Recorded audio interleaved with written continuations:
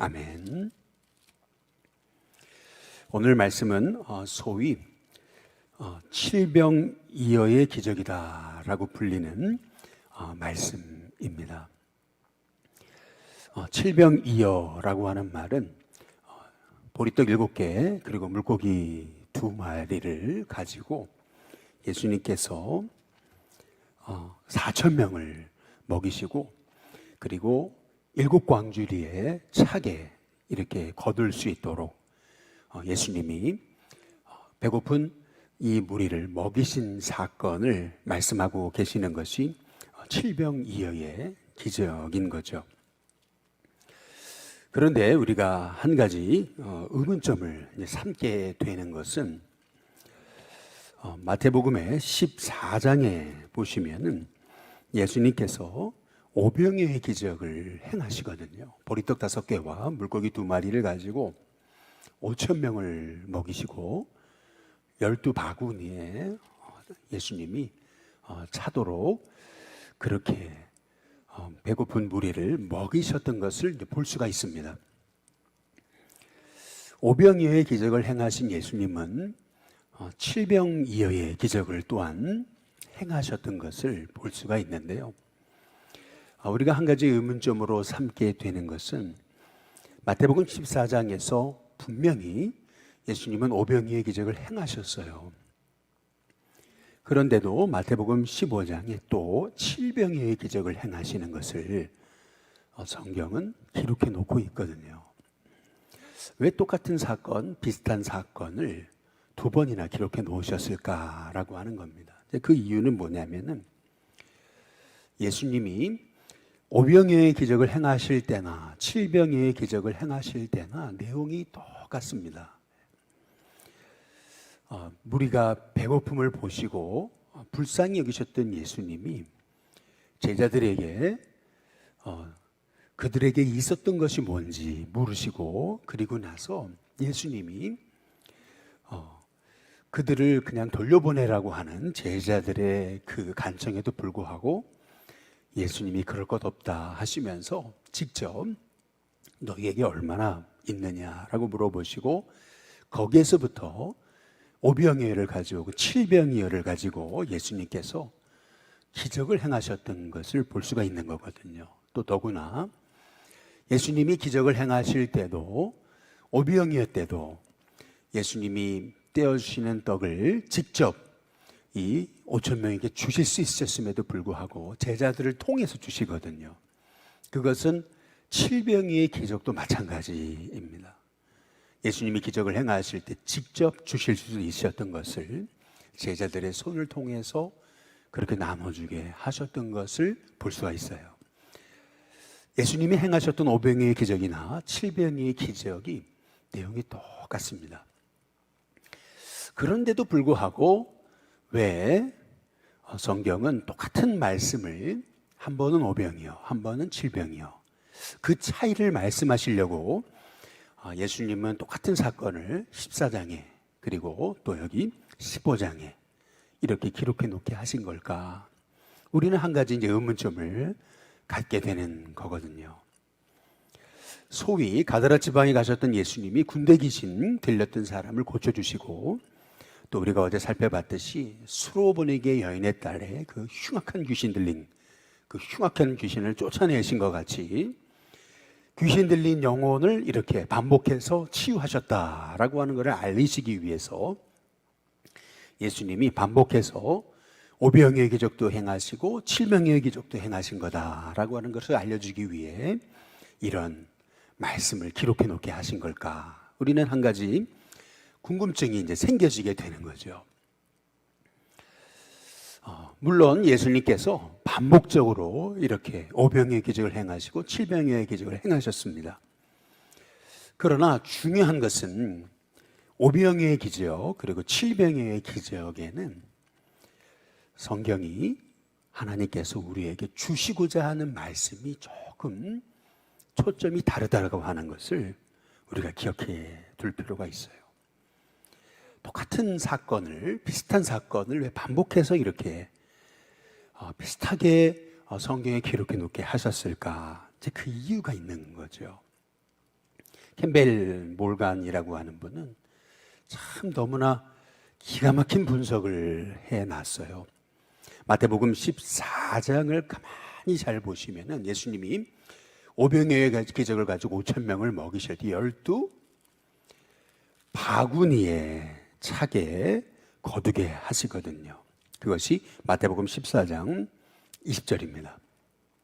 12 바구니에 차게 거두게 하셨어요. 그런데 마태복음 15장에 보시면은 37절에 7병이어의 기적을 행하실 때는 7 바구니가 아니고 7 광주리에 차게 거두셨던 것을 이제 볼 수가 있습니다. 5병이어의 기적을 행하실 때는 12 바구니, 그리고 7병이어의 기적을 행하실 때는 7 광주리. 바구니, 광주리.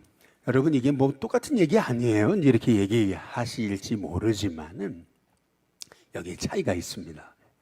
이 바구니라고 쓰임 이 구절의 단어는 이스라엘 백성이 사용하던 그러한 바구니의 모습을 얘기하는 거고요.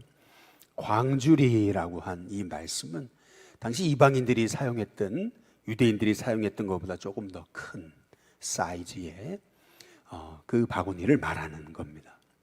이 말씀을 통해서 마태복음 14장에서 말씀하시는 오병이어의 기적은 유대인들을 향해서, 우리 주님이 갈릴리에 있던 영혼을 향해서 유대인들을 향해서 행하신 기적이라고 한다면은, 이 마태복음 15장의 말씀은 이방 지역에서 우리 주님의 그 말씀 듣고 그 기적의 행하심에 은총을 입기 위해서 이방 땅에서부터 갈릴리까지 찾아온 그 이방 백성을 향한 주님의 기적이라고 하는 그러한 차이점이 있다고 말하고 있는 거죠. 아주 굉장히 아주 명쾌하고도 또 아주 놀라운 분석력이라고 하는 것을 볼 수가 있습니다. 아니나 다를까 우리가 오늘 마태복음 15장에 보시면은 예수님께서 두로와 시돈 지방에서 수로보네게 여인의 그 흉악한 귀신 들린 그 딸을 고쳐주신 사건 이후에 예수님께서는 29절 보시면은 마태복음 15장 29절에 거기서 떠나서 갈릴리 호숫가에 이르시는 것을 볼 수가 있어요.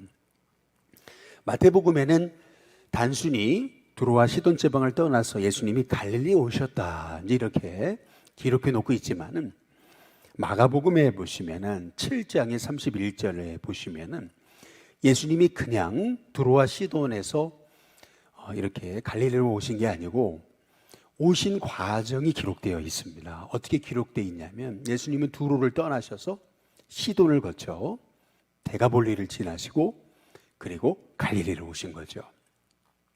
아주 먼 여정이었어요. 두로를 떠나 시돈을 거쳐 데가볼리를 지나 갈릴리로 오시는 거죠. 그러는 중에 마가복음 8장 1절에 보시면은 큰 무리가 예수님과 함께 있음을 말씀하고 있어요. 이것이 의미하는 것은 뭐냐면은 예수님께서 이 두로와 시돈 지방에서 수로보니게 여인의 딸을 고치시잖아요. 이제 그때 예수님에 관한 소문이 퍼지게 된 거죠. 그 소문을 듣고 이방 지역에 사람들이 몰려왔어요. 근데 그 사람들이 예수님이 시돈을 지나 데가볼리를 가실 때 그냥 잘 가시라 그랬겠습니까? 그렇지 않죠.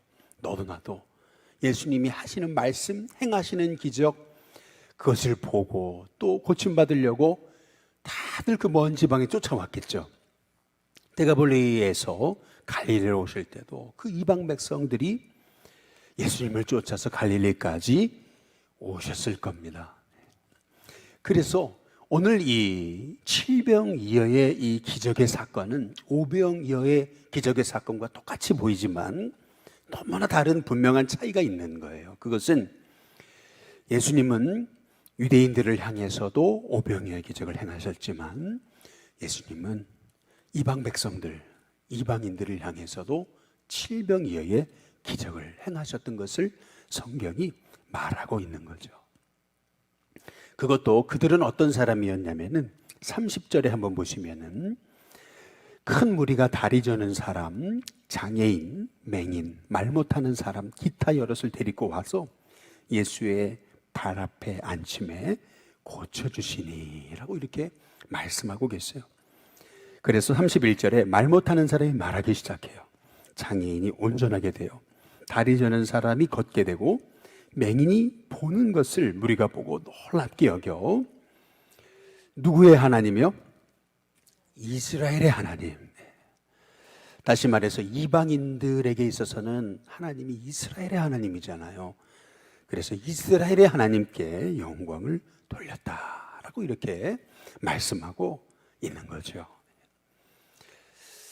예수님은 그 이방에서 그렇게 사모하여서 치유받기 원하고 고침받기 원하고 낫기 원하고 말씀 듣기 원하는 그 영혼들을 향해서 예수님은 불쌍히 여기시고 유대인만이 아니고 이방인까지도 예수님이 고쳐주셨음을 오늘 우리를 통해서 우리에게 말씀하고 계시는 거죠. 그리고 나서 예수님께서는 칠병의 기적을 행하시는 거예요. 그런데 오늘 말씀에 보면은 제자들이 오병이어의 기적을 행하실 때나 칠병이의 기적을 행하실 때나 내용이 똑같아요. 어떻게 내용이 똑같으냐면은 여기 32절에 보니까 무리를 불쌍히 여긴다 예수님 말씀하시잖아요. 나와 함께 있으니 이미 사흘이나 지났는데 먹을 것이 없다 그러시면서 예수님이 하신 말씀이 길에서 기진할까 하여 굶겨보내지 못하겠다 예수님이 말씀하십니다. 저들이 얼마나 배고픈지 아느냐, 저들을 그냥 보낼 수 없다 예수님께서 말씀하고 계세요. 그런데 33절에 보면 제자들은 말하죠. 광야에 있어 우리가 어디서 이런 무리가 배부를 만큼 떡을 얻을 수 있겠습니까? 이제 이렇게 얘기하거든요. 불과 마태복음 14장에서 예수님은 오병이의 기적을 행하셨는데도 제자들은 오병이의 기적을 행하신 예수님을 까마득히 잊고 있음을 지금 알 수 있는 거예요. 그때도 제자들은 무리를 향해 관심이 없었어요. 그때도 아니 이 많은 무리를 어떻게 먹이겠냐고 제자들은요 그때도 그렇고 지금도 그렇고 똑같아요. 하나도 달라진 게 없어요. 그때 34절에 보면 예수님 말씀하세요. 너희에게 떡이 몇 개나 있느냐 이렇게 물으십니다. 그때 7개와 작은 생선 2마리가 있나이다 이렇게 얘기하거든요. 그때 예수님께서는 35절에 무리를 땅에 앉게 하시고 그리고 떡 7개와 그 생선을 가지시고 축사하시고 똑같았습니다. 오병이어 때와 또 떼어 누구에게 주시냐면 제자들에게 주세요. 그래서 제자들이 무리에게 주매 다 똑같습니다. 오병이의 기적이랑 여기서 우리가 알 수 있는 사실이 있는 거죠. 제자들은 하나도 안 바뀌었어요. 여전히 그대로예요. 무리에게 관심이 없어요. 무리의 배고픔을 몰라요. 뿐만 아니라 아니 이 많은 무리를 어떻게 먹이는 거냐고 아니 오병이의 기적을 얼마 전에 보고도 제자들은 가마득히 예수님이 행하신 일을 잊고 있어요. 전혀 기억해내지 못해요. 기억 상실증에 걸린 사람들 같아요. 너무나 행동이 똑같아요. 그런데 그럼에도 불구하고 예수님은 똑같이 다시 한번 오병이의 기적을 행하실 때와 똑같이 그 무리를 먹이셨던 것을 4,000명, 남자만 4,000명을 먹이셨던 것을 볼 수가 있어요. 여기서 우리가 알 수 있는 사실이 있는 거죠. 그것은 제자들은 하나도 바뀌지 않았는데 예수님은 처음부터 다시 시작하셨어요.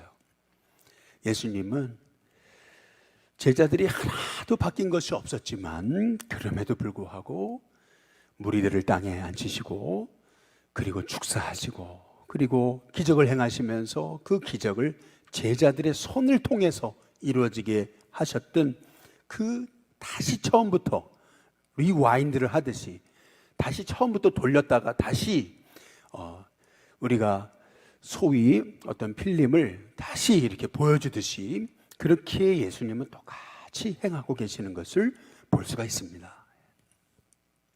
이 말씀을 통해서 우리가 알게 되는 사실이 있죠. 예수님은요 제자들이 하나도 안 바뀌어도 다시 시작하세요.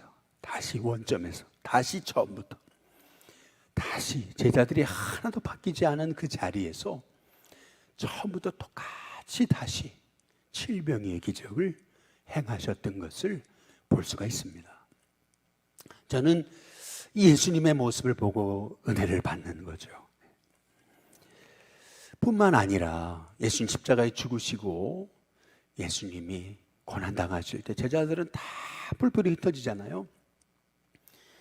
그리고 나서 예수님이 부활하시고 제자들에게 나타나셨는데도 베드로는요 다시 옛날로 돌아가잖아요. 우리 물고기나 잡으러 가자 이렇게 얘기하지 않습니까? 그런데 예수님께서는 다시 그 베드로를 찾아가셔서 누가복음 5장에서 보여주셨던 그 사건과 똑같은 일을 다시 시작하십니다. 그날 밤에 물고기 하나 잡지 못했던 제자에게 예수님께서는 그 물고기의 그물에 이 물고기가 153마리나 차게 거두도록 예수님은 똑같이 다시 하세요. 다시 시작하십니다. 그리고 나서 예수님은 말씀하시는 거죠. 내 양을 먹여라. 내 어린 양을 먹여라. 내 양을 쳐라. 예수님께서 말씀하고 계시는 거죠. 근데 놀랍게도 제자들은 바뀌잖아요. 베드로는 바뀝니다. 예수님이 원점에서부터 다시 시작하신 것은 오늘 이 오병이어 기적 사건, 칠병이 기적 사건만은 아니에요. 예수님 십자가에 죽으시고 부활하신 다음에도 예수님은 다시 시작하셨어요. 오늘 이 말씀을 통해서 우리가 알 수 있는 사실이 뭡니까?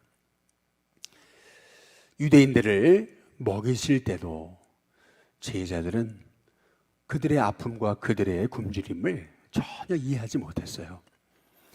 우리가 저들을 어떻게 먹입니까? 그냥 돌려보내시라고. 이제 이것이 제자들의 모습이었어요.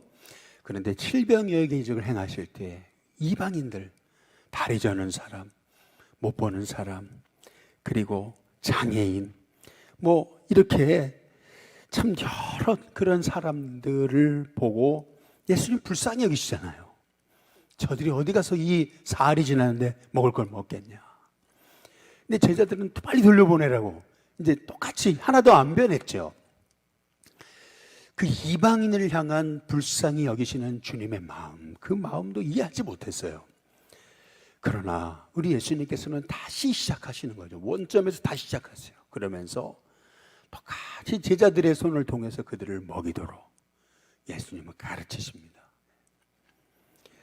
제자들에게 너희가 이렇게 영혼을 먹일 책임이 있다. 너희가 그 잃어버린 양 찾을 사명이 있다. 너희에게 목자의 사명이 있다. 예수님께서 지금 제자들에게 가르치고 계시는 거죠. 뿐만 아니라 예수님이 십자가에 죽으시고 부활하신 다음에도 예수님은 똑같이 하셨어요. 다시 원점으로 돌아가셨다고 예수님은 한탄하지 않으셨어요. 다시 원점에 시작하시는 거예요. 다시 갈릴리로 가십니다. 다시 제자들이 그날 밤 고기 한 마리 못 낚을 때 예수님께서는 그물을 깊은 데로 오른쪽으로 던지라고 말씀하고 계시는 거죠. 그랬을 때에 그물에 이 고기가 153마리나 차게 거두는 것을 볼 수가 있는 거죠. 그리고 내 양을 먹여라. 예수님께서는 말씀하고 계십니다. 오늘 이 말씀을 통해서 우리 예수님이 우리에게 얼마나 이렇게 영혼 먹이는 거, 영혼 살리는 거, 구원하는 거, 생명 살리는 거, 유대인뿐만 아니라 이방인까지 이렇게 복음을 모르고 죽어가는 영혼을 살리는 일이 얼마나 중요한 일이냐라고 하는 것을 예수님께서는 단순히 말씀만이 아니고 삶을 통해서 예수님 말씀하고 계시는 거죠. 실은요, 우리가 어제 살펴봤듯이 수로보니게 여인의 한 사람의 믿음을 통해서 두로와 시돈 지방에 예수님이 행하신 기적의 사건이 아주 순식간에 퍼졌을 겁니다.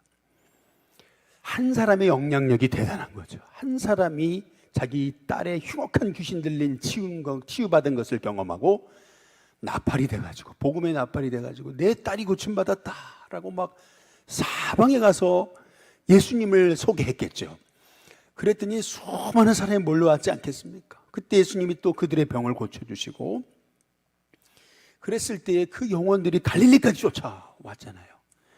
우리가 여기서 알 수 있는 사실은 한 사람이 구원받고 한 사람이 변화받고 한 사람이 새로워지는 것, 이게 얼마나 중요한 것인가 라고 하는 것을 알 수가 있는 거죠. 이렇게 한 사람으로 시작된 변화의 역사, 구원의 역사, 그래서 수많은 무리가 갈릴리까지 쫓아온 이 모습을 보고 예수님은 그들의 영혼을 불쌍히 여기셨던 거죠. 한 영혼도 그냥 굶겨 보내지 않으시려고 예수님은 다 앉으라 그러신 다음에 우리 주님께 그 칠병여를 들고 감사 기도를 하셨던 그 예수님의 마음, 그 예수님의 그 영혼을 향한 불쌍히 여기시는 마음, 이제 그 마음이 우리의 마음이 되기를 원하시는 것을 오늘 말씀을 통해서 우리가 봐야 되는 줄로 믿습니다.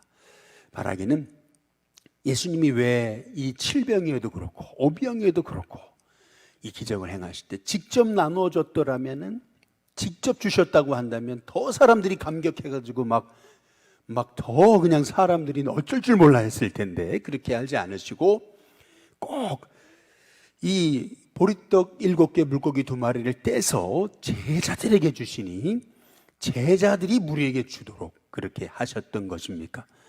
근데 그 이유는 다름 아닌 예수님은 제자들을 훈련시키신 거죠. 이 사명은 니들의 사명이다. 너희가 저 영혼을 먹여야 된다.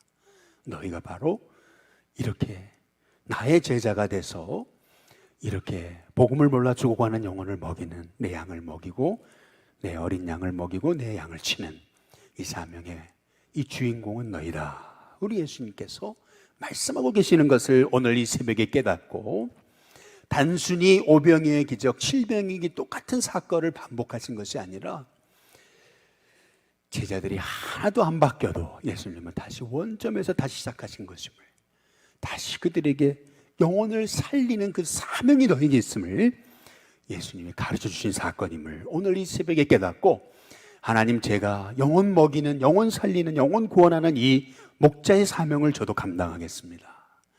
그렇게 고백하며 기도하는 저와 여러분이 될 수 있기를 주님의 이름으로 축복합니다. 우리 찬송가 134장 우리 함께